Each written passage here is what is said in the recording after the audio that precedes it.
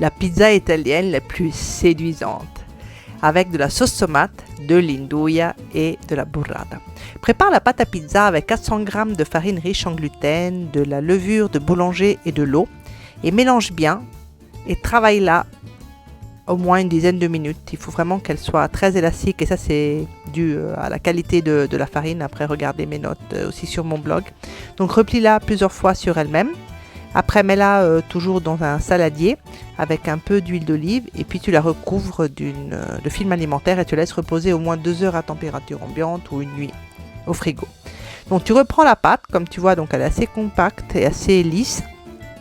Tu la replies plusieurs fois sur elle-même. Et là, on passe donc à la forme de la pizza. Donc moi, je fais tout à la main. Et l'idée, c'est d'appuyer donc les pouces sur le bord et au fur et à mesure de l'étirer. Donc si la farine est bonne, ouais, tu vois que la pâte est quand même assez souple. Donc c'est une façon de former les beurres.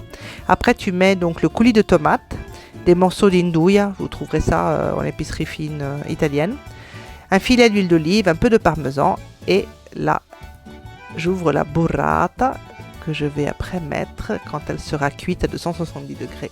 Juste dessus, cru, pour apporter un peu de fraîcheur. J'ajoute du persil plat, je découpe une tranche et je me régale.